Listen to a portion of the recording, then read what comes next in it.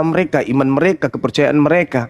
Sedangkan Nabi Muhammad ketika diutus di atas muka bumi, dia bukan menebus, dia bukan disetarakan binatang, tetapi dia adalah yang mensucikan jiwa-jiwa manusia. Kalau kita berbicara dalam ilmu kalam umum ini kita bicara. Kita dalam pengantar ilmu kalam umum, ketika dia sebagai penebus, maka dia disetarakan dengan benda, makhluk, atau barang, atau tumbal dalam bahasa agama. Nah, sedangkan Nabi Muhammad itu mensucikan doang. Kalau dia tumbal, berarti ada yang menerima tumbal. Contoh, ketika kemudian Tuhan minta kepada Bani Israel, apabila engkau berdosa, maka cara untuk mendamaikan dosamu itu adalah beri tumbal, beri korban, berupa domba. Kemana domba ini diserahkan? Kepada Tuhan. Jadi Tuhan menerima tumbal.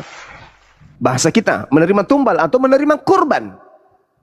Berupa domba, kambing, sapi, lembu. Sekarang kalau mereka mempersembahkan Yesus atau Yesus dipersembahkan, mereka mempersembahkannya kepada siapa? Kan harus ada yang menerima tumbal, harus ada yang menerima kurban ini.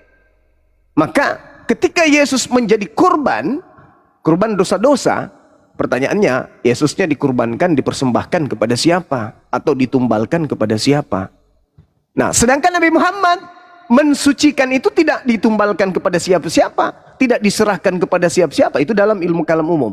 Artinya bahwasanya Nabi Muhammad ketika mensucikan manusia, derajatnya jauh lebih tinggi daripada benda atau binatang yang disetarakan sebagai tumbal korban penebus dosa.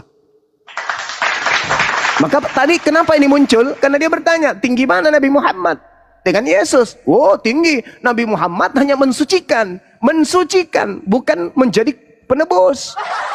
Yesus penebus dosa. Berarti kalau dia jadi penebus, setara dengan apa dalam perspektif Yudaism? Dalam kurbanot? Setara dengan? Kambing. Nah, itu bukan salah kita, salah mereka. Berdasarkan dalil juga ada kan, Yohanes 1 nomor 29. Tapi kalau Nabi Muhammad mensucikan nih, mohon maaf nih, dalam ilmu makrifat, pencipta langit dan bumi itu maha suci, maha kudus. Maka Nur Muhammad jatuh kepada Nabi Muhammad, mensucikan dengan cara apa? Dengan cara dia menyampaikan pola kehendak Elohim, kehendak ilahi. Apa itu? Jika engkau bersalah dalam sehari, dosamu terhapuskan dengan sujudmu di salatmu. Jika engkau berdosa dalam sebulan, maka kalau dia kemudian dosa harian, maka dia dihapus dengan salat setiap saat 5 waktu. Jika engkau kemudian berdosa harian, maka engkau dihapuskan dengan cara salat Jumatmu. Jika engkau berdosa kemudian bulanan, maka dosa-dosamu itu include dihapuskan pada bulan suci Ramadan. Maka Nabi Muhammad diutus untuk mensucikan jiwa manusia. Dosa kita selama 11 bulan akan dihapuskan dengan puasa kita dalam sebulan. Dosa kita dalam seminggu akan dihapuskan dengan ibadah sholat Jumat kita dalam sepekan. Dosa kita dalam sehari akan dihapuskan lintas ibadah waktu sholat. Subhanallah. Nabi Muhammad diutus kepada manusia untuk mensucikan jiwa-jiwa manusia. Dengan cara apa? Dengan cara beribadah, dengan cara sholat, dengan cara berinfak, dengan cara berpuasa dan seterusnya. Itulah tugas Nabi Muhammad. Wa yuzakkihim, mensucikan jiwa-jiwa manusia. Lah kalau manusia itu sudah suci, kemana perginya? Jannah. Tapi Yesus, maaf nih, Yesus harus jadi korban. Anehnya, coba kita renungkan rame-rame. Anehnya, orang-orang Israel memiliki syariat hukum. Imamat 1 nomor 2. Katakanlah kepada orang Yahudi, apabila mereka hendak mempersembahkan korban pendamaian dosa dengan Tuhan, maka hendaklah mereka mempersembahkan korban binatang. Domba, kambing, sapi, lembu. Dengan kata lain, juru selamat mereka, kalau pola gereja yang kita pakai, juru selamat orang Yahudi atas dosa-dosanya itu adalah kambing. Juru selamat dosa-dosa orang Yahudi itu adalah sapi, lembu. Kalau itu dijadikan sebagai sandaran, muncul pertanyaan. Adakah domba dan kambing ini ketika dikorbankan kepada Tuhan, mereka kambing dombanya disalib? Adakah domba dibunuh dengan cara disalib? Adakah sapi dibunuh dengan cara disalib?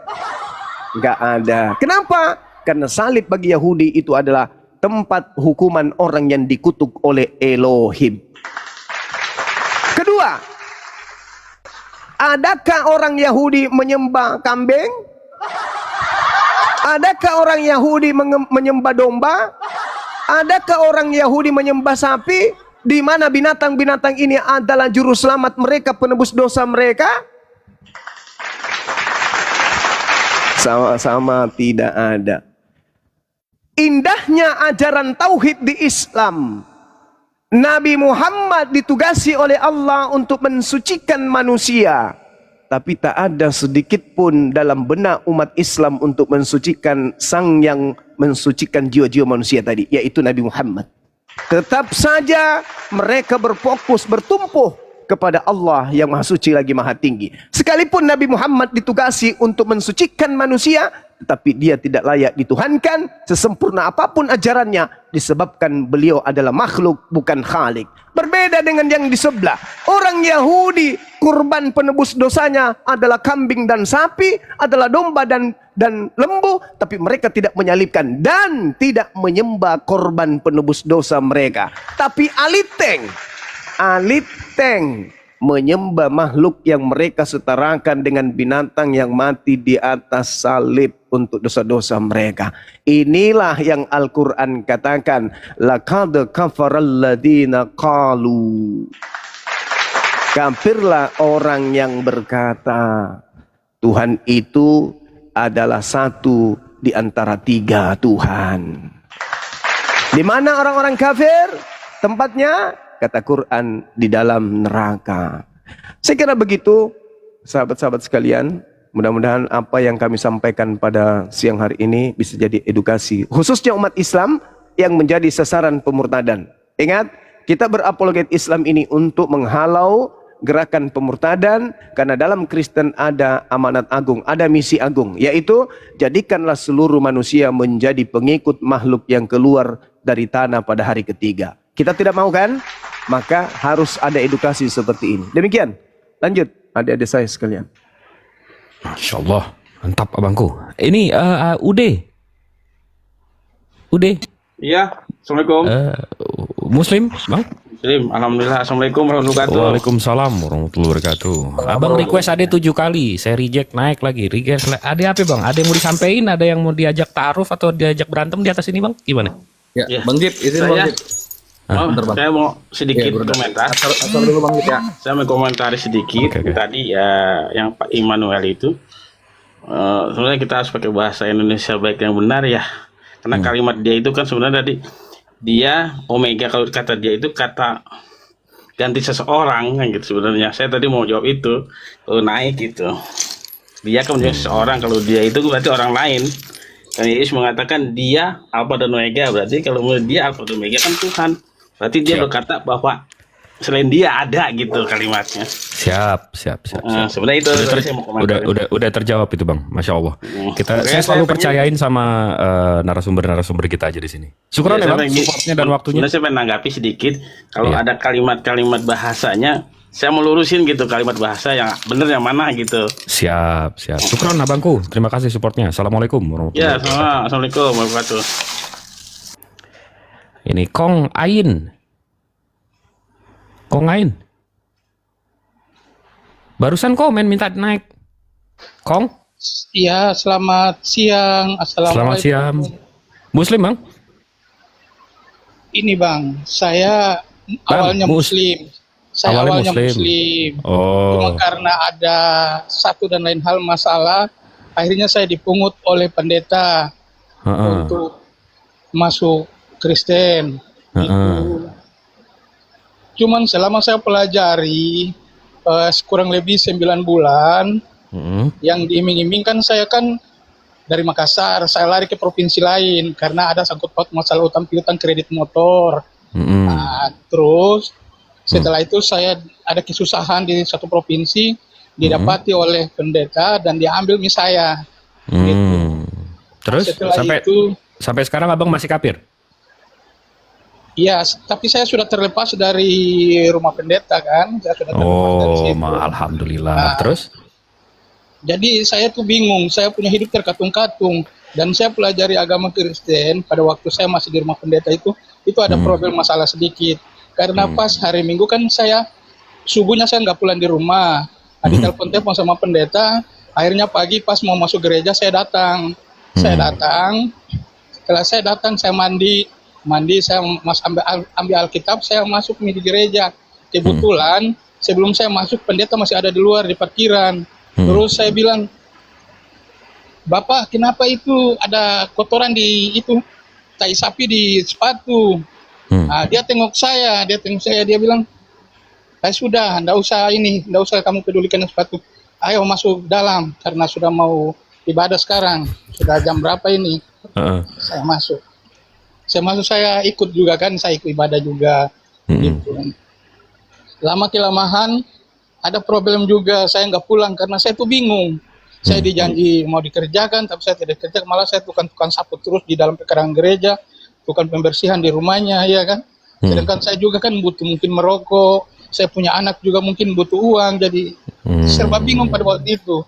Nah, akhirnya satu ketika saya kabur lagi dari rumah, kurang lebih 13 hari ditelepon, dijemput saya di taman, ya kan. Nah, dijemput saya di taman, dibawa pulang lagi ke rumah, saya ikuti lagi. Karena memang saya hidup terkatung-katung pada waktu itu. Susah sekali saya dapat kerja. Saya melamar di bangunan juga, tidak dapat kerja, tidak terima saya juga. Pokoknya semua pekerjaan yang saya ajukan permohonan untuk mau bekerja itu tidak terima saya. Jadi saya tuh bingung begitu.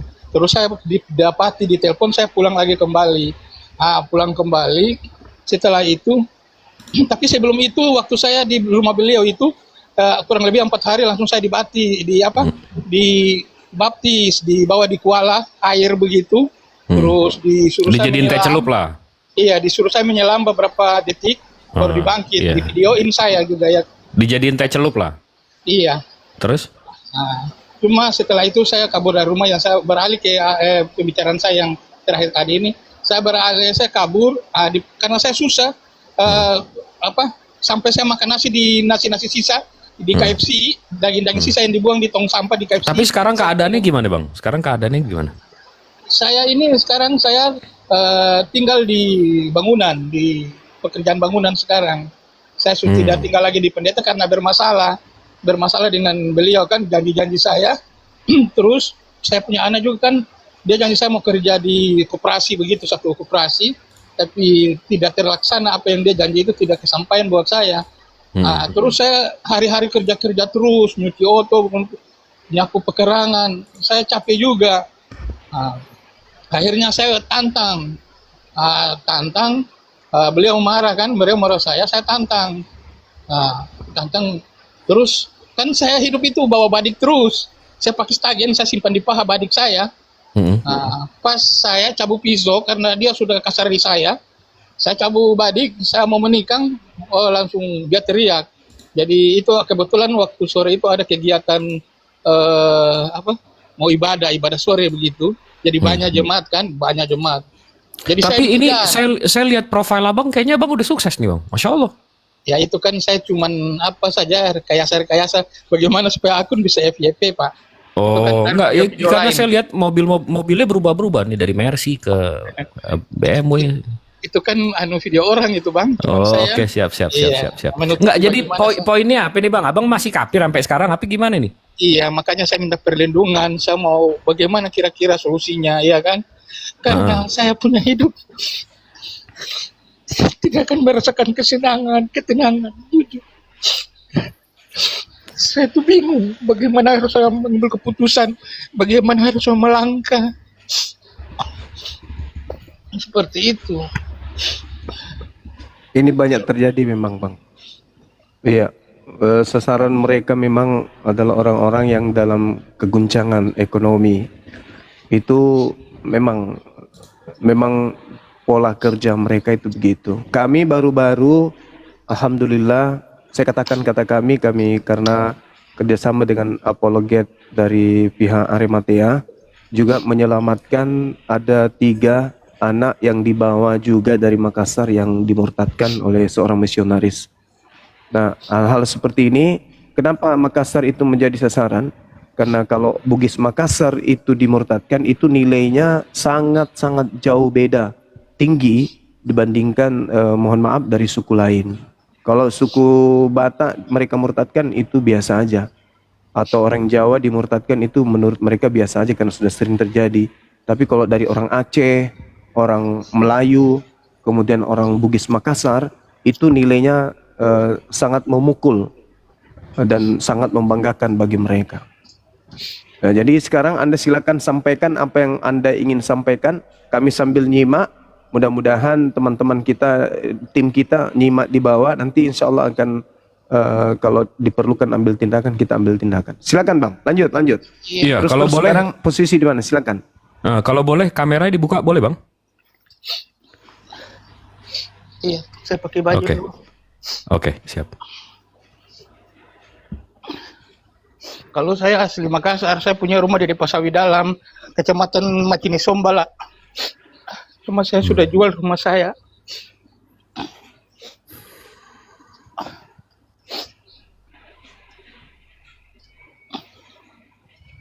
Iya, Macini itu termasuk wilayah kelas 1 di Makassar. Silakan dibuka kameranya, nanti teman-teman insya Allah ada solusi. Silakan Bang. Iya.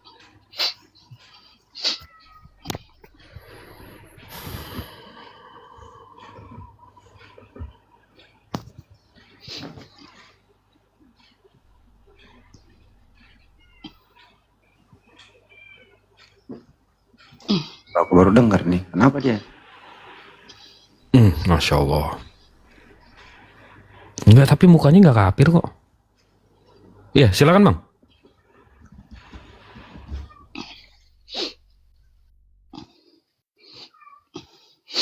Saya cuma meminta solusinya, kira-kira bagaimana saya ini saya mau kembali ke Makassar, harus saya dalam posisi Islam, gitu.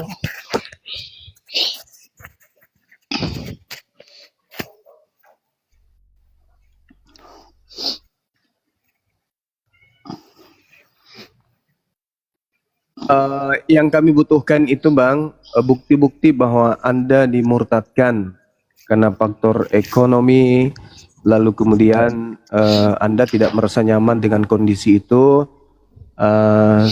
Ya boleh dibilang karena terpaksa lah, kan terpaksa dan dimanfaatkan kemudian oleh gembala-gembala mereka ini. Kemudian Anda dengan dimurtadkan ini ingin masuk kembali kepada Islam. Ada enggak hal yang bisa kami jadikan sebagai bahan pertimbangan? Silakan. Sangat-sangat sekali saya ingin kembali. Karena saya merasa apa yang saya jalani di Kristen ini tidak ada faedah hidup tidak ada faedah kesenangan dalam hidup saya selama hampir setahun. Gitu. Ada bukti kalau Anda dimurtadkan atau Anda dibaptis? Waktu itu saya 2 orang, saya sama ada orang Toraja 1 juga kan. Tapi nanti saya lihat, saya coba nanti hubungi dia kalau memang dapat ada tuh video yang di rekaman mereka tuh pendeta dengan anunya bawahannya di air itu. Nanti saya coba tanya dulu karena sempat waktu itu kan saya tuh nggak punya HP. Saya tidak punya HP itu, jadi istilahnya mereka yang sajang video saya waktu saya di dalam air itu. Tahun berapa itu Bang? 2024 Bang. 2024 tahun kemarin. Iya. Berarti sekarang ini di HP Anda ada foto-foto bersama orang-orang Kristen, apakah di gereja atau di mana bersama dengan mereka? Saya waktu itu udah punya HP, susah makan saja susah sekali saya makan itu. Identitas KTP-nya agamanya apa sekarang? Islam, KTP tetap Islam. Karena waktu itu mereka tidak sempat juga ambil KTP saya, cuma tanya saya bilang saya Islam. Kamu mau ikut saya? Kalau kamu mau ikut saya, nanti saya naungi hidupmu, carikan kamu kerja, biar jangan kamu terkatung-katung seperti ini. Jadi saya ikuti ke rumahnya pendeta itu, gitu. Ya, ini sekarang Anda di mana? Saya di daerah Manado, Bang. Di Manado. Ini Iya. rumahnya siapa? Ini rumah teman kerja saya. Oh gitu. Sekarang Anda punya HP kan ya? Bisa enggak ada sedikit aja bukti bahwa memang ada link, ada hubungan orang-orang Kristen. Oh, kalau begitu, Nama pendeta atau nama gerejanya aja bang. kalau begitu nanti kapan ya kalau ada ibadah PAM nanti saya ke gereja saja kan. Mereka kan masih ini biar atau bagaimana solusinya? Saya tidak mau nanti ada saya diancam atau saya dimarahin. Kalau bilang saya mau masuk gereja masih bisa gitu karena mereka kan belum tahu kalau Ada surat baptis.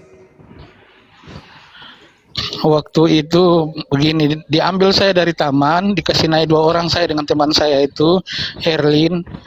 Kita naik mobil pendeta sama temannya satu.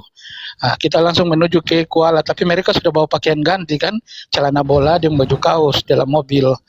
Jadi mereka langsung ajak saya dengan teman itu Herlin langsung ke air Kuala begitu, di kanal begitu yang mengalir, tapi di bawah jembatan gitu, di situ.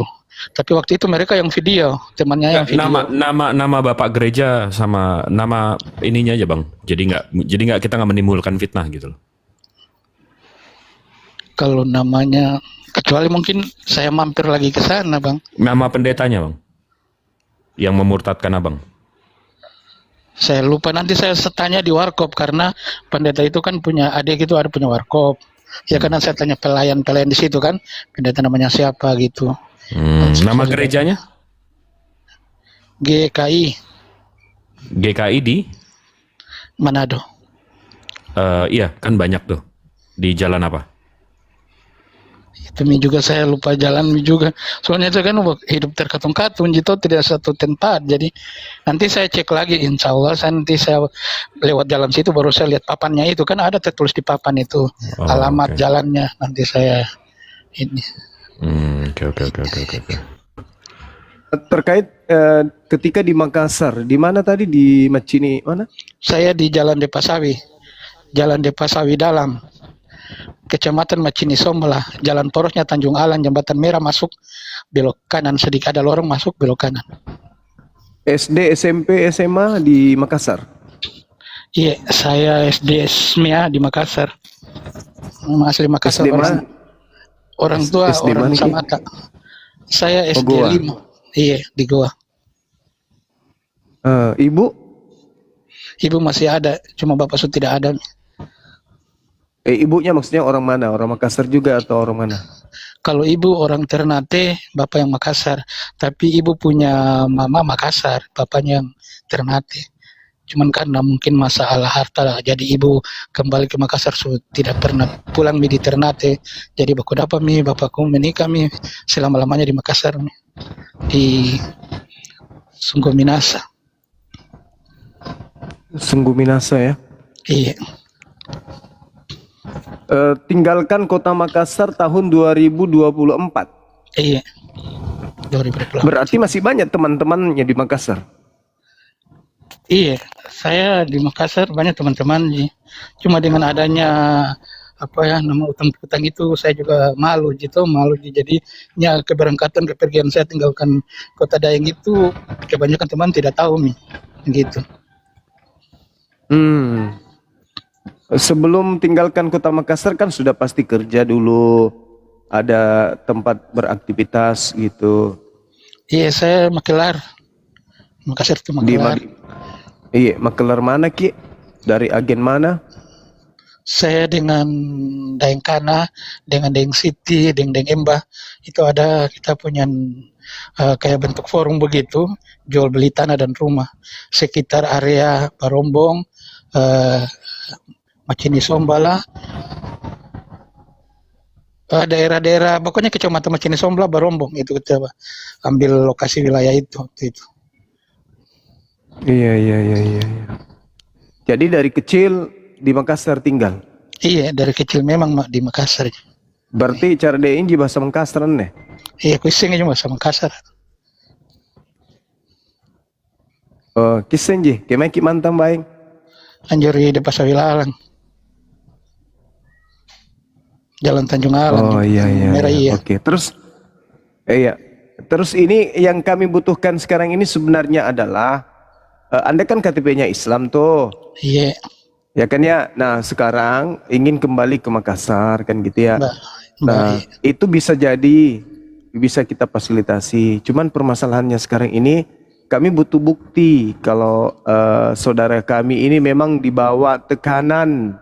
Itu yang pertama. Yang kedua, bukti bahwa pernah dibaptis, pernah di gereja, pernah masuk Kristen. Dan nanti ketika bukti-bukti itu ada, nanti kita minta KTP-nya untuk diperlihatkan bahwa memang saudara kita ini Islam.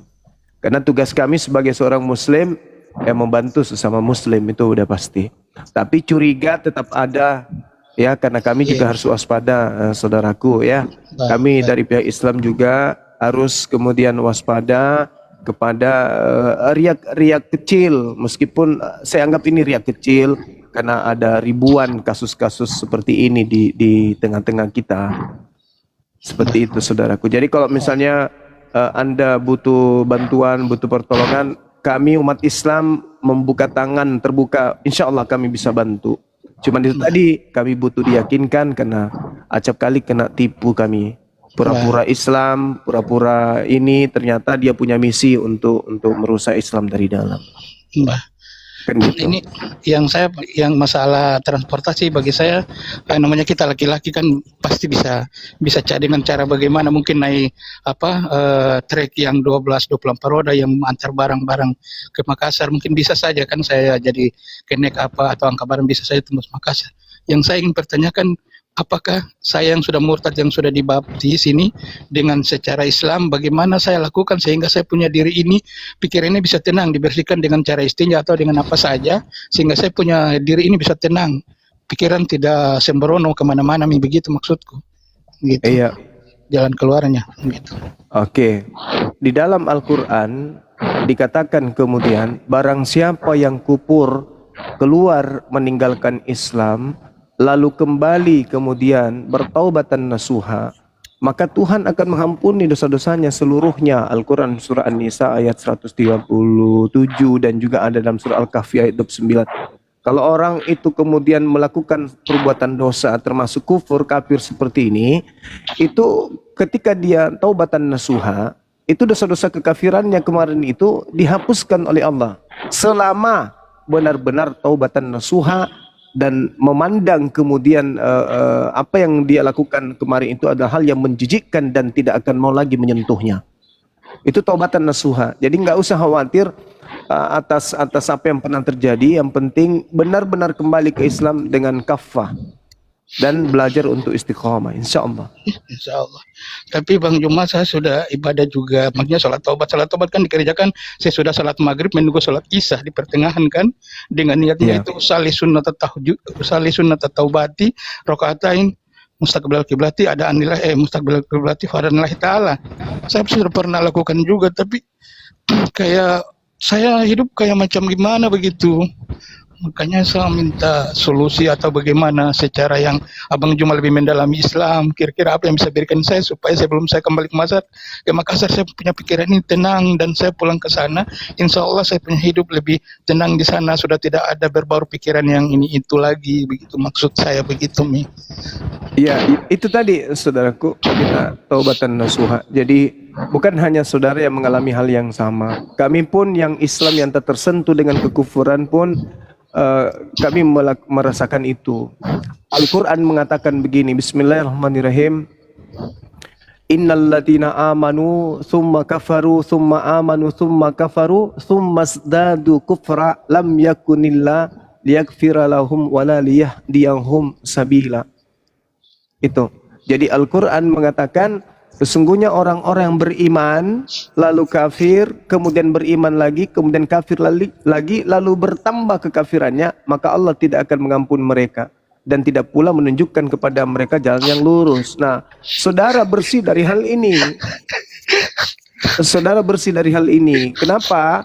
Karena Anda tidak bertambah kekafirannya, tetapi menyesali kekafirannya. Artinya Anda akan tetap mendapatkan petunjuk dari Allah dan akan diampuni segala dosa-dosanya yang lalu. Seperti itu saudaraku. Jadi berbanggalah karena Anda kemudian bisa menyelamatkan diri Anda dari kekufuran dengan kembali kepada Islam. Tugas kami menyambut saudara. Ya, kalau ada yang bisa kami bantu, tapi dengan catatan itu tadi, kawanku, sahabatku, saribatangku, tunjukkan kepada kami bahwa memang Anda ini adalah korban pemurtadan. Kami siap membantu. Iya, insya Allah. Iya, kami siap membantu. Nah, ini salah satu visi apologet Islam Indonesia dibangun, ya, untuk membantu saudara-saudara yang keadaannya sama seperti ini. Ini sudah terlanjur dimurtadkan. Api datang, hadir, kemudian untuk menyelamatkan orang-orang yang mengalami nasib seperti saudara. Jadi, kalau tidak ada ketenangan, teruslah baca Quran. Bisa baca Quran kan ya? Bisa Ji, bisa baca Quran. Bisa Ji. Saya juga khatam Ji, khatam Al-Quran juga saya. Alhamdulillahirrahmanirrahim. Jadi dibaca Quran saja. Al-Quran itu sangat indah ketika dibaca dengan apa? Meskipun suara kita itu nggak bagus, tapi ketika kita menyadari apa yang kita baca itu adalah firman Allah dengan penuh kehususan itu insya Allah akan menenangkan jiwa kita, akan membuat kita itu terbawa oleh suasana bacaan. Anda duduk habis wudu subuh hari, Anda baca Bismillahirrahmanirrahim. Yas'alunaka 'anil anfal.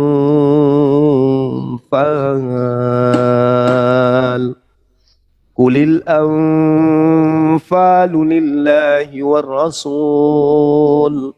Fattakullah wa aslihu zata bainikum wa ati'ullaha wa rasulah in kuntum mu'minin.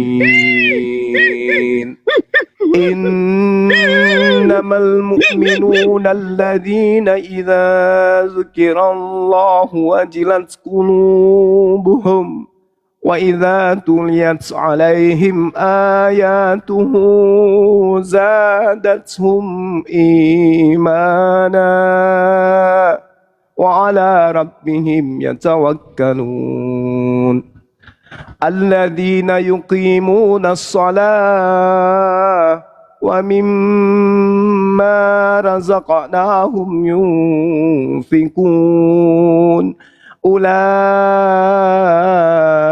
humul mu'minuna haqqan lahum darajatun 'inda rabbihim wa maghfiratun wa rizqun karim. Kama akhrajaka rabbuka min baitika bil haqq wa inna fariqam minal mu'minina lakarihun. Sadaqallahul azim. Baca Quran habis wudu, habis sholat subuh, duduk, dibaca aja tuh surah Al-Anfal, mulai dari ayat 1 dan seterusnya. Dibaca, direnungkan, ditadaburi, kemudian supaya hati kita itu menjadi tenang kita telah meninggalkan Allah, lalu kemudian kembali kepada Allah. Yas'alunaka 'anil anfal. Yang kerasukan ya si Kong ini. Qulil anfalu lillahi war rasul. Fattakullah wa aslihu zata bainikum wa ati'ullaha wa rasulahu in kuntum mu'minin. Innamal mu'minuna alladhina idza dzukirallahu wajilat qulubuhum wa idza tuliyat 'alaihim ayatuhu zadatuhum imana وعلى ربهم يتوكلون الذين يقيمون الصلاة ومما رزقناهم ينفقون أولئك هم المؤمنون حقا لهم درجات عند ربهم ومغفرة ورزق كريم كما أخرجك ربك من بيتك بالحق وإن فريقا من المؤمنين لكارهون. Insyaallah kalau Anda membacanya dengan tartil pelan-pelan, kemudian Anda resapi meskipun suara kita jelek, tapi kita baca dengan khusyuk, insyaallah kita akan tenang. Jadi kita membaca Quran itu ya sudah mendapatkan pahala, menenangkan diri kita juga kita dapatkan, tenang di dalam hidup juga insyaallah akan datang. Itu modal utama sebagai seorang muslim. Kemenangan kita itu ada di situ. Kemenangan Islam itu ada di kitab sucinya. Maka siapa yang mencintai bacaan-bacaan yang ada di dalam kitab suci Al-Quran, maka itu adalah orang-orang yang dimenangkan oleh Allah. Seperti itu saudara. Ya, jadi yang kami butuhkan sekarang ini adalah bukti akurat kalau tadinya Anda adalah korban pemurtadan. Demikian. Silakan sahabat yang lain diambil alih. Iya, Bang Kong tadi saya mute karena suara tangisan abang agak mengganggu. Ini masih di mute. Tolong di unmute bang.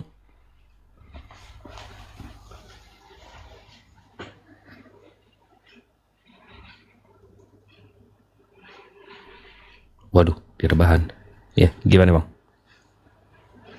Loh, rasukan atau gimana nih Bang Jip? Men, gue sih, kalau gue dengerin ayat Al-Quran sih memang agak, kalau memang nusuk men. Gimana? Enggak, ini kayak kerasukan gitu sambil rebah gitu, tadi suaranya agak lain. Iya makanya. Ini rambutku. Coba Bang Kong dibuka mute dulu Bang Kong, bisa dibuka. Oh iya. Mau dicabut rambutku, kepalaku dia kayak macam ditarik rambut itu.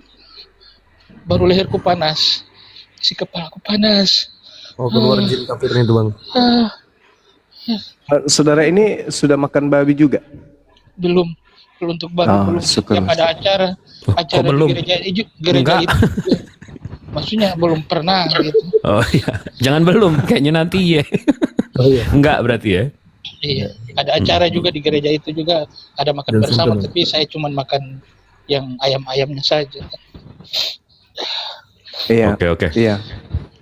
Oke. Saya menemukan beberapa kasus seperti ini, Bang.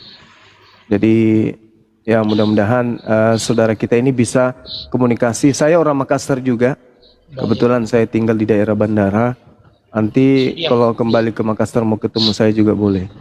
Tapi lebih awal supaya komunikasi ini tidak terputus, nanti bisa menghubungi saudara kita Bang Handi atau Dinda Jibril atau Kata Bible untuk tukar nomor HP gitu ya kan ya. Supaya nanti saya sendiri dan tim yang akan memberikan bukti akurat di depan umat bahwa saudara Kong ini memang korban misionaris. Dan insya Allah kami umat Islam siap membantu. Waduh. Jangan situ Bang. Jangan situ Bang. Di belakang. Maaf. Ya. Saya matiin nih kameranya. Maaf, ini yang di bawah tolong typingnya dijaga teman-teman. Ini katanya kayak Paulus sampai rebah ke tanah, astagfirullah. Iya, alhamdulillah ini ada informasi dari Bang Arif Mahkamah Agung tanggal 22 sampai tanggal 24 beliau ada di Manado. Beliau minta alamat saudara Kong. Bisa nggak segera kita jalin komunikasi dengan cara gini, saudara Kong segera siapkan data, minta data-data kalau saudara pernah di gereja, pernah dibaptis, serahkan kepada kami.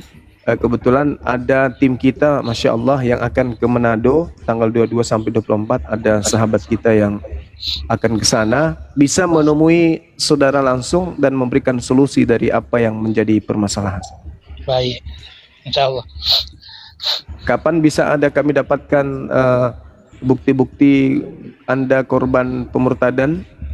Kami segera teruskan ke abang kami yang begitu baik, begitu Masya Allah luar biasa ya.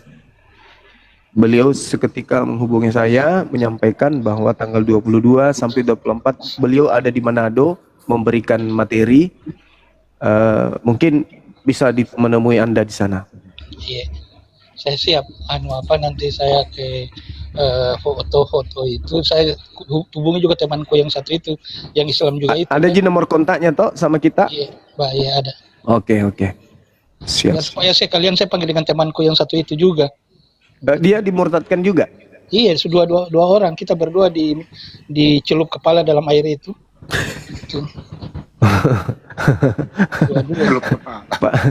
Padahal setiap hari jika mandi-mandi di Jetnek Berang. Iya, biasa tuh di mandi di itu di Kandia 3. Kanal. Di mana? Di Bokona. Oh, di Kandia. SD Layan 3. Di situ biasa. Iya. Mandi di Al-Markas itu. Masih bersih-bersih airnya itu. Betul. Oke. Ini Bang Hendy langsung kasih nomor telepon aja Bang Hendy. Iya, Bang Hendy silakan Bang Hendy. Nanti Bisa tukar nomor nggak Bang? Iya, bisa Ji. Ya tulis nomorku Bang. Baik. Udah siap pulpen? Waduh, gimana ini? Dia keluar aplikasi nggak apa-apa, sebutin aja dia bisa denger kok. Dengar ya, 0813 9233 7800 0813 9233 7800. Oh, iya, saya sudah simpan kemarin padahal waktu saya ada dengar ini live kemarin saya sudah simpan, ternyata saya ketik langsung muncul Abang Handika. Ya, coba WA ke saya nanti ya. Iya. Ya, nanti nomornya iya. Antum saya kasih ke Pak Arif. Iya, kalau saya di Komal begini saya buka WA langsung saya jatuh Mi. Jadi nanti habis ini baru Iya, saya di WhatsApp aja langsung Bang. Jangan mau lagi kalau diajak sama Laskar Teh Celup ya Bang. Iya, mungkin ya namanya manusia Bang ya kan. Iya, makanya. Nanti memang kalau mau pulang ke Makassar ya bisa difasilitasi. Nanti tinggal sama Sudirman itu di masjid itu Bang Juma. Bisa tinggal di masjid situ sama Sudirman. Kakak saya ada 2 orang di Kandia 3 situ, ada 2 orang. Iya, gampang ya paling. Orang 27. Jadi yang saya mau tanyakan ini sama Bang Juma sebelum kaki saya melangkah, kira-kira faktor apa, solusi apa, masukan apa yang bisa saya menenangkan saya punya jiwa ini dengan cara apa yang saya bilang tadi. Mungkin saya sudah dibaptis, saya harus mandi bersih, mandi junub atau mandi apa, istinja diri, jasa tulang tubuh, darah, roh, daging dan segala macam, atau bagaimana sehingga saya punya hidup bisa tenang. Jadi saya sholat itu bisa khusyuk begitu. Iya, salat taubat aja, salat taubat aja. Iya. Perlu istinja diri, jasa tulang tubuh, darah, roh, daging itu tidak perlu ya. Jelas mandi besar juga. Baik. Baca niat, ya niatkan untuk mandi besar untuk menghilangkan kekufuran, ya kekafirannya. Iya. Karena Allah. Nah, bismillah, udah mandi, gosok baik-baik badan. Setelah itu wudhu 2 rakaat, kemudian sholat, taubat dan seterusnya.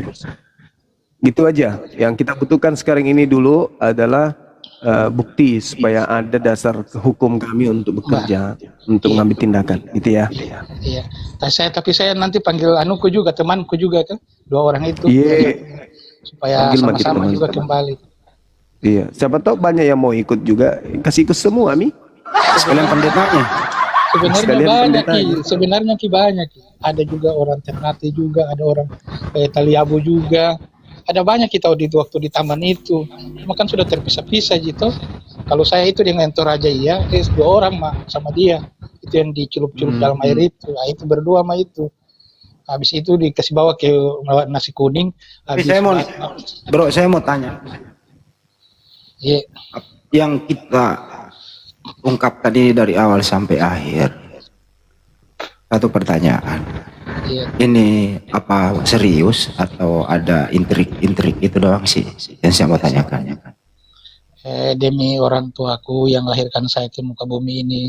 Itu bicara yang saya ungkapkan dengan kata ini ada juga disaksikan, ya kan? Saya tidak dengar dari orang dan tidak ada suruhan dari orang. Ini dari nawa itu sendiri, dari hati sendiri, dan apa yang saya rasakan dan apa yang saya alami pada waktu itu. Makanya saya ungkapkan demi Allah tanpa ada kebohongan.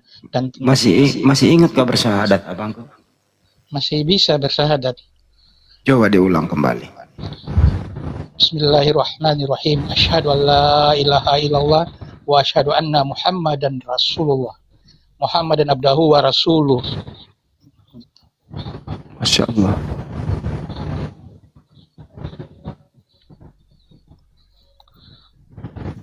Ya aman sudah ya. Cuma nanti tim Pak Arif ya temui di sana 22 nanti. Setelah nomornya koordinasi ya seperti apa kan gitu. WhatsApp Bang Hendy aja, tunjukin buktinya kalau dia pernah dikafirkan dan segala macam. Itu dari situ kita mulai bisa bergerak. Kalau enggak kita nggak bisa ngapa-ngapain. Betul. Iya, nanti kalau macam sudah ada WhatsApp, nanti saya ke itu, nanti saya video kan, baru saya kasih lihat gitu.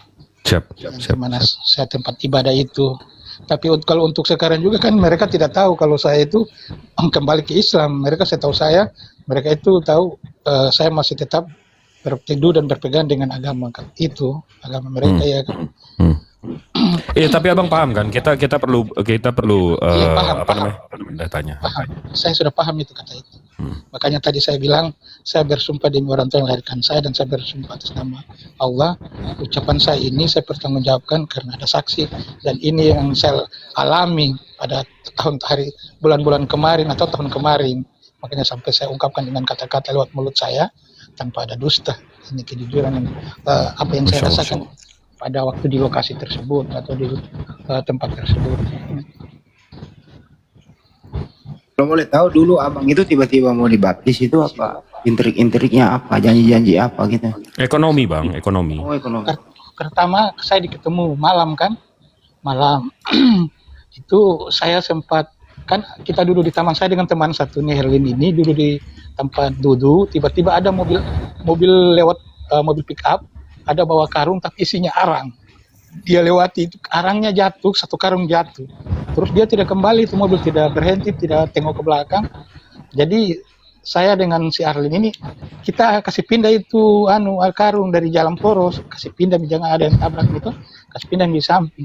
Tunggu itu mobil tidak melewat. Akhirnya kita simpang karung di depan tempat duduk itu. Tiba-tiba datang mobil. Apa itu ditanya? Apa itu? Saya bilang, kurang tahu juga apa isinya ini. Tapi sepertinya kayak arang gitu. Kalau Makassar bilang kadaro, kalau Makassar bilang kadaro. Arang ini.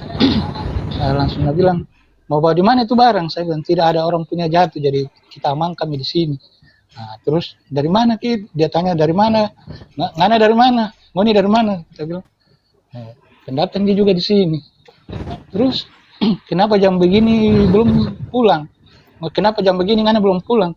Ngoni belum pulang. Saya bilang, mau pulang di mana? Tidak punya tempat tinggal. Buka pintu mobilnya. Dia turun baru dia tanya-tanya. Saya jelaskan begini dan seterusnya. Terus dia bilang, kalau begitu ada anak laki-lakinya, dia bilang, Dek, beli nasi kuning 2 bungkus, kasih makan dulu nih, mereka belum makan. Padahal rencanaku kalau memang tidak ketemu, berarti ini arang kita mau jual itu, mau takalah kan kita mencuri rencanaku begitu, tapi datang itu pendeta kasih makan kita nasi kuning. Dia nasihat. Besok pagi dia datang lagi, dia bilang kemana-mana, nanti saya bawakan pakaian ganti buat kalian. Datang dia bawa celana pendek dengan baju kos, 1 orang 2 kan baju kos 2 lembar, Arlin 1, saya 2 lembar, Arlin 2 lembar, saya 2 lembar, celana puntung, saya 1, Arlin 1, begitu. Dia 4 hari kemudian dipanggil ke rumahnya, begitu. 4 hari kemudian dia sudah telepon, dia pagi dia kasih tahu kita di taman, saya dengan Arlin, siap-siap jam 9, setengah 9 saya datang di sini, ambil kamu dengan Arlin, kita langsung ke kanal, langsung kamu 2 dibaptis. Sudah siap? Saya bilang, Arlin yang jawab duluan, iya siap Ji. Saya bilang, kalau kamu, iya siap.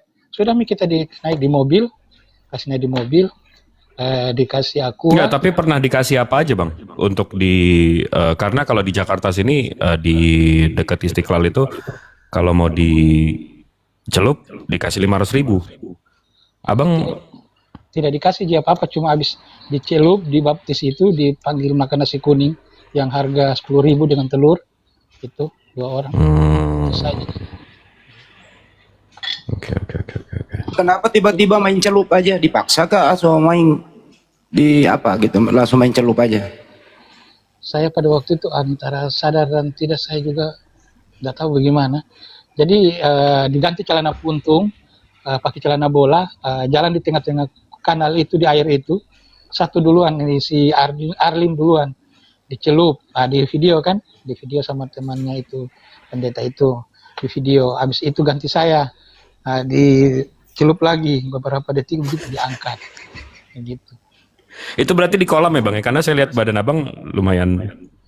Di kanal, di air begitu, kayak jembatan ada kanal besar. Oh, sungai. Iya, sungai betul. Oh, sungai apa bang? Gitu. Saya lupa itu namanya sungai itu, tapi besar. Keren ya. Air Tuhannya dicelup di Sungai Jordan, abang di sungai juga gitu ya. Mantap. Nah, setelah itu saya punya pikiran agak sudah lain, tidak sama waktu saya di Makassar kan. Makassar walaupun bagaimana saya dapat kesulitan itu, saya sudah berpikir, mungkin saya banyak dosa, mungkin saya dulu zikir. Tapi pada waktu saya dibaptis itu, tidak ada pikiran saya di Islam lagi. Pokoknya saya harus bagaimana, saya cuma berdoa, Bapak tolong saya Bapak, karena saya tahu Bapak punya kasih lebih besar daripada kasih yang lain. Itu yang selalu saya sebut. Saya udah ingat Bang Jibril. Saya udah dosa, ingat ini kasus. ini doanya sama Bapak begitu dicelup. Gimana bang? Waktu saya dicelup itu kan, saya dibaptis itu, maksudnya saya sudah pikiran kayak antara macam sudah dengan apa yang saya di gereja itu kan, saya kan sempat gereja juga berapa kali. Masuk gereja. Itu sampai langsung jadi anak teos gitu ya bang ya, begitu dicelup? Iya. Yang kurang hati pendeta itu karena saya tegur kan, sepatunya ada tai itu kan, ada kotoran tai. Nah itu mungkin di situ yang tidak senang, yang marah saya. Akhirnya saya juga simpang hati kan, begitu ceritanya sampai dicelup apa dibaca bang? Waktu dicelup apa dibaca? Saya sudah lupa lagi bang. Ada pendeta berkata, baru saya ikut, baru langsung tunduk. Didikte. Dia pegang testa saya dengan tangan, suruh masuk dalam air kan, tiduri saya dalam air begitu, beberapa detik baru dia angkat tangannya, saya bangun lagi dari air. 2 orang kami. Mau tahu nggak pendeta itu namanya siapa? Ya itu misalnya lupa tadi. Saya masih ingat ini dengar. Ini samping saya namanya Immanuel ini. Emang ini Immanuel ini suka main celup orang. Wih, di sebelah saya. Laskar teh celup, ya nggak? Bang Immanuel. Immanuel tanggung jawab lu, main celup anak orang lu. Enggak, tapi Bang Kong bisa kan buktiin nanti bang ceritanya ini? Insya Allah bisa. Dan orang di gereja itu sudah banyak kenal saya. Karena saya awal masuk gereja, dimasuki pendeta, harus saya memperkenalkan diri, ya kan, sama jemaat, bahwa pendeta sampaikan, saya berdiri di depan, bahwa ini ada hamba Tuhan yang baru kami baptis, sekian bla bla bla bla. Nah, gitu. Jadi saya dikenal sama jemaat pada waktu itu yang ikut ibadah itu kan. Gitu. Mereka kenal saya bukan maksudnya kita muslim bang, susah dibegoin. Kita bukan oten. Kalau oten gampang dibegoin, ya kan? Jadi mesti ada buktinya, mesti ada ininya, baru kita insya Allah. Iya, insya Allah.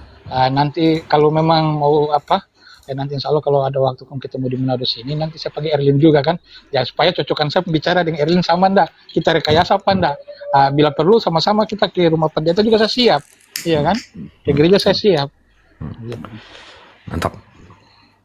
Oke deh. Jadi mungkin begitu saja, karena saya mau menyimpan juga semen karena saya kerja bangunan juga ini di sini, saya mau beres semua hujan, jadi menyimpan semen dulu. Intinya gini, bukti-buktinya saja kan, Anda WA ke saya. Bukti yang paling otentik yang buat kita bisa percaya, gitu ya Bang Jibril ya? Iya betul. Nah itu, oke, kasih. Nanti saya berikan. Oke, semua akhir kalam. Subhanakallahumma rabbi wa bihamdika la ilaha illa anta astaghfiruka wa atubu ilaik. Assalamualaikum warahmatullahi wabarakatuh. Waalaikumsalam. Waalaikumsalam warahmatullahi wabarakatuh. Waduh, nih kelakuan Laskar Teh Celup nih agak ngeri ya. Meleng dikit dikapirin orang. Ini Immanuel. Trik-trik begitu memang berlaku sampai saat ini. Itu kan misi mereka mengkristenkan dunia. Itu kan misinya. Jadikanlah seluruh manusia jadi pengikutku. Jadi saya percaya, sampai detik ini saya percaya saudara kita yang tadi itu benar. Dia tidak ngarang-ngarang cerita. Tengok aja nanti ketika sudah ada bukti-bukti ke Bang Handi. Kita akan bahas lagi nanti di sini. Gitu. Nggak bisa meleng banget Bang. Tadi meleng dikit dicelup anak orang. Itu ketika ditegur. Yang lucu tadi itu pendeta ditegur kalau di sepatunya ada teh sapi. Yang lucu itu. Terus yang membuat saya heran juga, setiap kali ada mualaf atau ada yang berbau seperti ini, abang kita Bang Arif ada saja di wilayah tersebut. Heran saya juga. Masya Allah beliau ini. Ada yang mau syahadat di Kalimantan misalnya, tiba-tiba aja dia ada di sana. Ada yang di Sumatera, tiba-tiba di Sumatera. Ada di Sulawesi, tiba-tiba di Sulawesi. Nah ini di Sulawesi, ada lagi nanti tanggal 22 sampai 24 di Sulawesi. Ini Bang Arif ini sebenarnya apa ini Pak? Bang Arif Hidayat kan? Luar biasa kan? Omnipresent, Iya, betul. omnipresent. Omnipresent betul. Di mana-mana dia ada, Masya Allah. Saya juga Ada barusan di WhatsApp sama dia. manusia membutuhkan bantuan, beliau hadir di sana. Allahu Akbar. Nah, ini nih Mudah-mudahan omnipresent. beliau panjang umur, sehat terus. Assalamualaikum para guru. Amin. Waalaikumsalam. Ini beliau. Waalaikumsalam warahmatullahi wabarakatuh. Gimana Bang? Kebetulan saya itu sambil kerja sambil nyimak terus. Nah ini ada pahala nih, saya bilang kan gitu. Allahu Akbar, Masya Allah. Tapi yang saya nggak habis pikir ini Bang, ini kan ada teman kita butuh bantuan nih di Manado lagi. Tiba-tiba masuk Japrian, saya tanggal 22 sampai tanggal 24 ke Manado. Waktu itu di Kalimantan, saya ada dekat lagi ke Kalimantan. Waktu itu di Mamuju, saya tanggal sekian ada di Mamuju. Itu di Sumatera, saya tanggal sekian ada di Pekanbaru dan seterusnya. Masya Allah, luar biasa. Saya insya Allah Bang Juma, angkat topi saya Bangku, angkat topi. Ya, Luar biasa. insya Allah Lanjut. jadwal 1922 di Makassar. Itu lanjut ke 22 24 Manado. Manado. Keren sekali bah.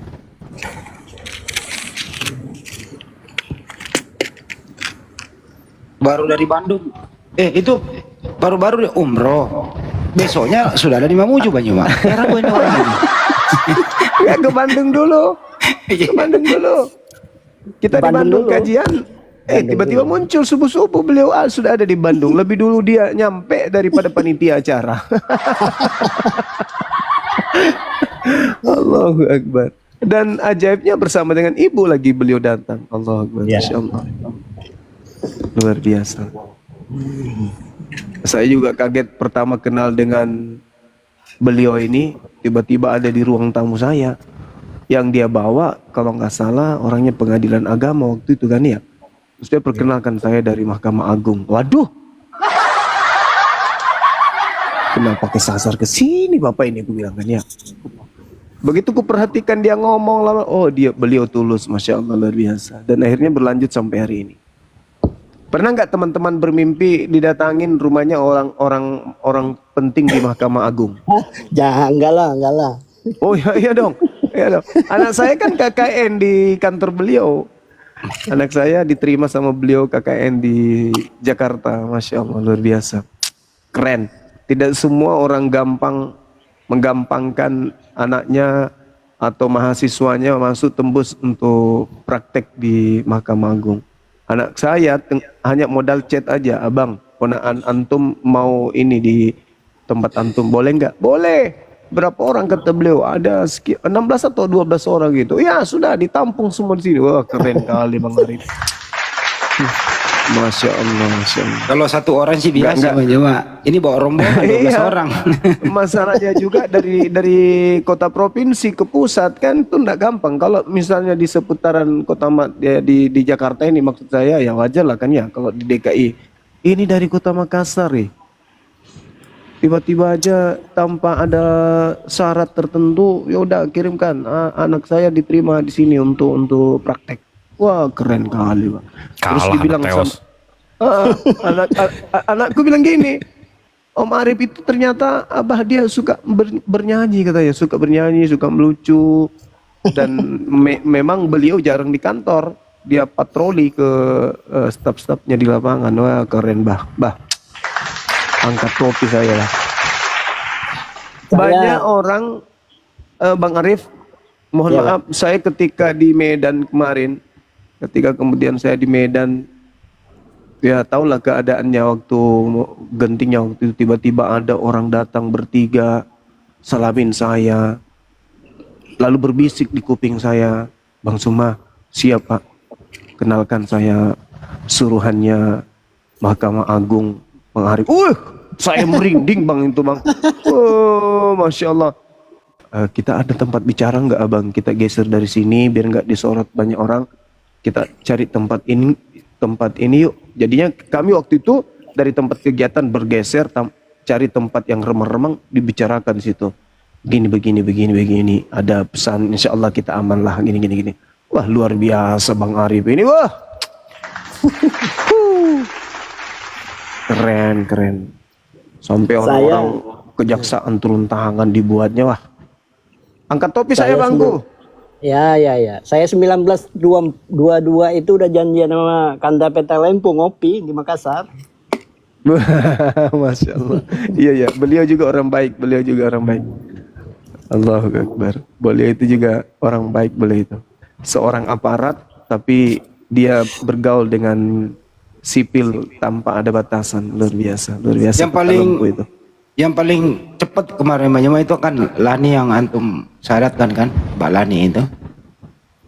Itu nggak nyampe 3 hari tim sudah ke Mbak Lani dengan bantuannya dari Pak Arif. Aman. Ya itu dia makanya aku heran. Makanya luar biasa. Kalaupun beliau ini tidak hadir di tempat, dia perintahkan orang-orang sana. Yang datang bukan main-main Bapak yang datang mobil dinas. Wah gile. Orang pada kaget. Nah dari mana? Ada instruksi dari pusat. Apa? Dari orangnya API. Ada abang kita di sana perintahkan kami datang. Wah gercepnya luar biasa bah. Super ini kalau misalnya seluruh umat Islam yang punya potensi, yang punya wewenang, yang punya jabatan sama seperti Bang Arif, aman Indonesia ini, aman Indonesia. Luar biasa. Di bawah ini banyak jamaah saya, Bang. Ada tiping banyak jamaah ini. Waduh. Saya waktu itu ketemu dengan Pak Rektor kan, Rektor Unhas diundang kemudian ke Unhas kan ya. Bang Soma diundang ke kampus. Temulah kami dengan beberapa termasuk pembantu Rektor 3 waktu itu kan ya. Jumpa kami di situ. Kumpulan profesor guru besar di Unhas Universitas Hasanuddin itu kumpul sama kita sarapan bareng hanya untuk kemudian konsen terhadap informasi-informasi terkini terkait dengan mu'alaf, dengan apologet, dan sedang ngobrol di situ. Tiba-tiba pembantu Rektor 3 datang. Bang Suma kenal dengan ini enggak? Diperlihatkan foto. Ini siapa? Ini kan abang saya Pak Prof. Iya, beliau itu guru kami di sini. Wih keren, guru kami katanya ya Allah ya Karim. Orang profesor berkumpul di hadapan kami satu meja, ngomong perlihatkan foto beliau, lantas dia mengatakan ini guru kami Bang Suma. Ya Allah, aku bilang itu abang saya Prof. Akhirnya kami pelukan, Masya Allah luar biasa. Keren, hebat.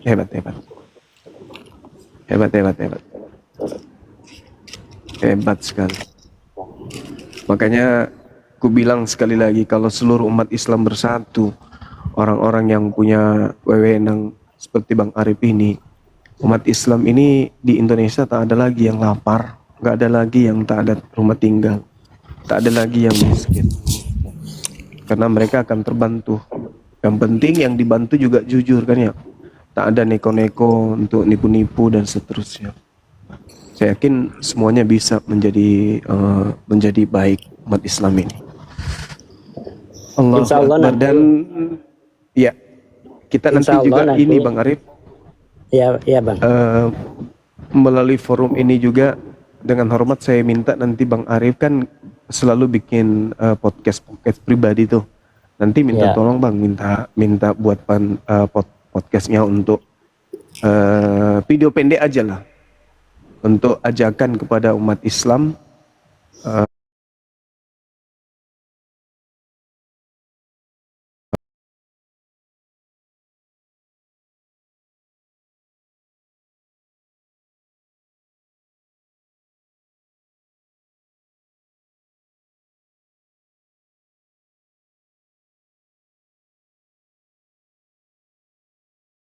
Bisa jadi kalau mereka sudah duduk di pemerintahan itu semua bisa terrealisasi.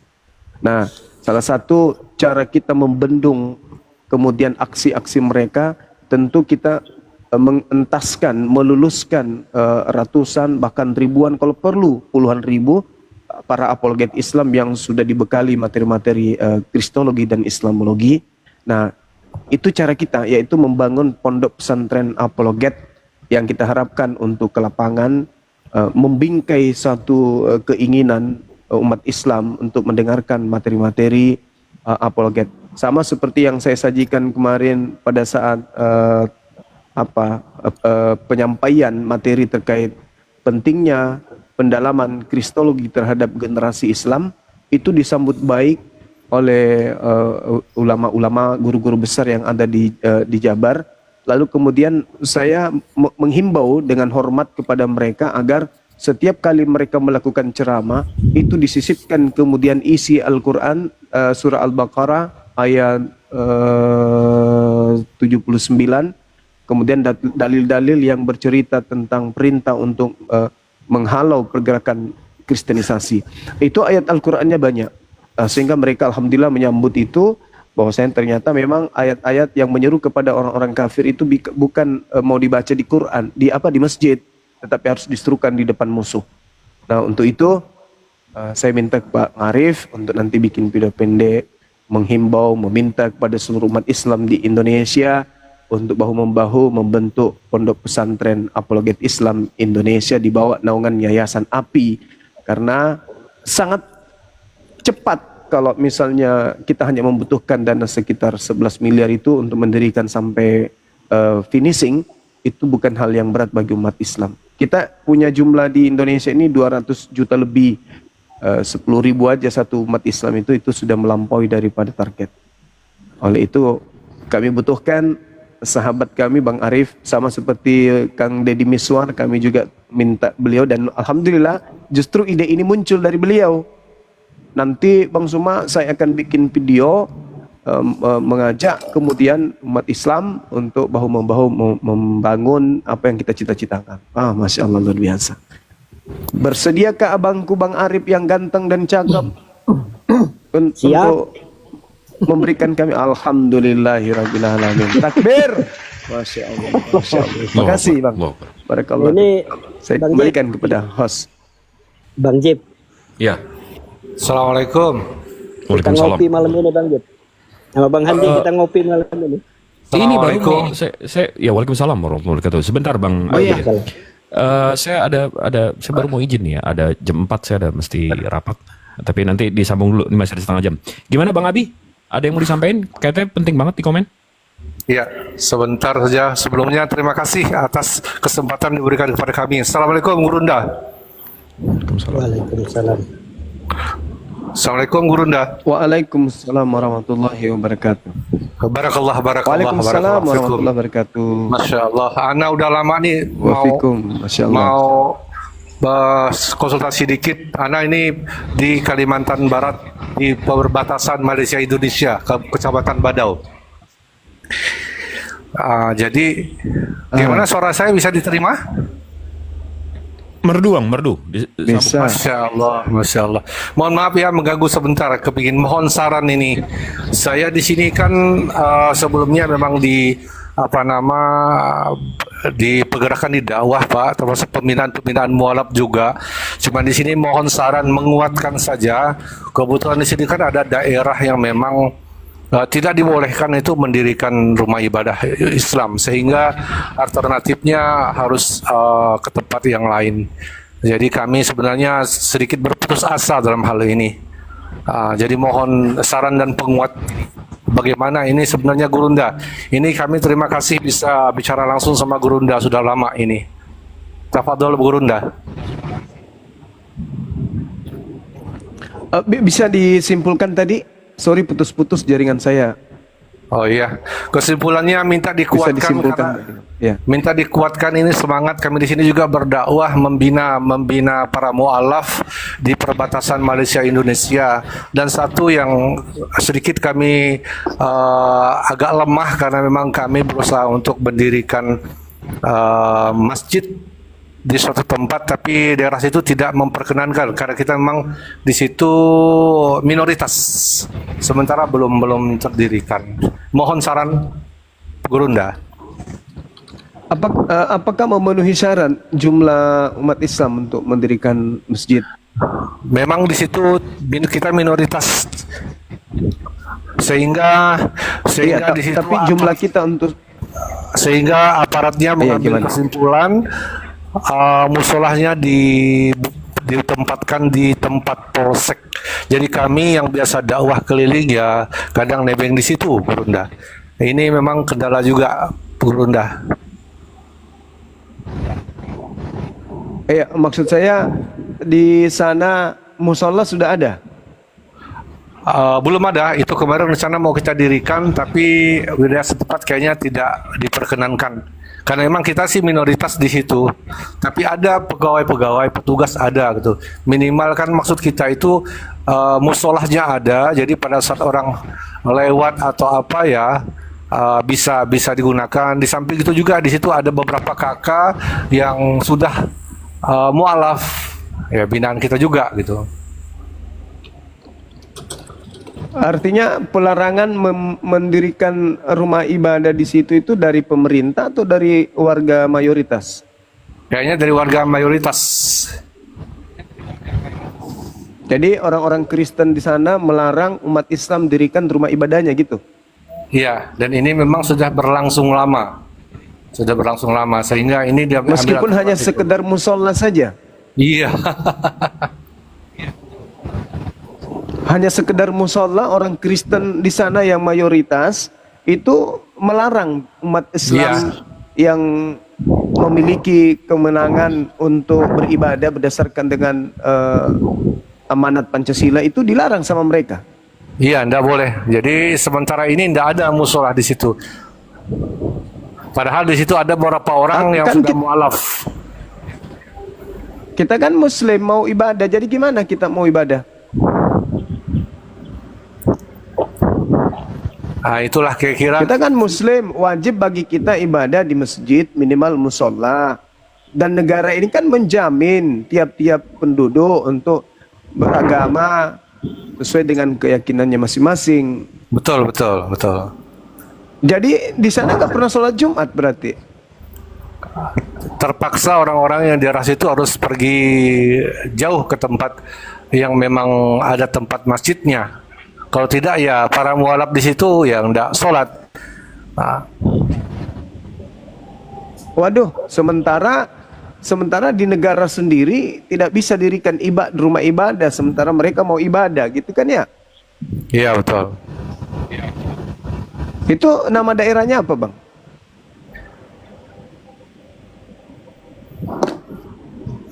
Halo? Iya, nama daerahnya apa? Kalimantan Barat, Keposulu. Daerah Kalimantan, umat Islam dilarang mendirikan rumah ibadahnya. Gurunda, kira-kira minta penguat aja untuk kami-kami yang masih berupaya ini. Kami-kami yang masih mungkin ingin merintis untuk pendirian mungkin ke depan, karena kami juga masih membina mualaf di sini. Minta penguat saja bagi kami. Semoga Gurunda di sini dengan kawan-kawan semuanya luar biasa. Subhanallah, barakallahu fikum, bergerak di bidang media. Kami juga di bawah Pak ini Gurunda. Mohon doanya, mohon penguatnya. Iya, Masya Allah. Kalau bisa saran saya, ada rumah warga yang sementara ini untuk dijadikan tempat ibadah. Informasikan kepada aparat kepolisian bahwa karena kami ini Islam, kami dijamin negara untuk beribadah, dan salah satu unsur rukun ibadah kami itu harus berjamaah. Kami harus ada tempat untuk berjamaah, khususnya ibadah sholat Jumat dan sholat-sholat wajib. Maka kami sementara ini menggunakan rumah warga untuk beribadah di situ. Kalaupun itu masih dilarang, dipublish,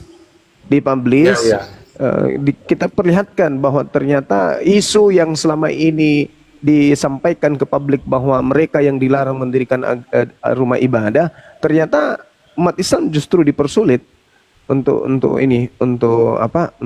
mendirikan rumah ibadah mereka di tengah-tengah ketika mereka mayoritas. Nah, ini juga pelajaran bagi kita ya. Jangankan di perbatasan antar negara. Saya dengan Bang Handi waktu itu menjumpai salah seorang aparat berpangkat jenderal. Di kompleks itu Islam juga minoritas, mereka mayoritas di dalam kompleks itu. Nah, ini di masjid itu dilarang membunyikan kemudian toa sama mereka. Benar ya Bang Handi ya? Bang ingat gak Bang Handi? Ketika kita turun langsung ke masjid itu langsung azannya tidak pakai mic. Padahal masjid itu berhadapan langsung dengan rumah sang jenderal. Dan bukan jenderal kaleng-kaleng, karena beliau punya posisi yang sangat berpengaruh di Mabes Polri. Tapi sebagai umat Islam, saya katakan, jenderal kenapa bisa, ya biarlah kita kan umat Islam ini harus mengayomi, harus menjadi rahmat bagi mereka. Yang penting jangan kita diusir ibadah di sini. Aduh, kurang ajar betul kalau umat Islam mau diusir hanya gara-gara kita minoritas dalam satu kompleks, lalu kemudian mereka sudah melarang kita membunyikan toa, habis itu kita mau dilarang lagi ibadah. Wah, itu sudah benar-benar kebangetan itu. Dan itu kami buktikan karena kami ikut ibadah di masjid itu. Iya, baik. Oleh karena itu Bang, yang tadi itu tolong ya. Bagaimana langkah-langkahnya? Itu tadi yang saya katakan, coba nanti hubungi aparat di sana kalau misalnya masih ada ya aparat yang bisa netral terhadap keadaan ini, karena ini bersentuhan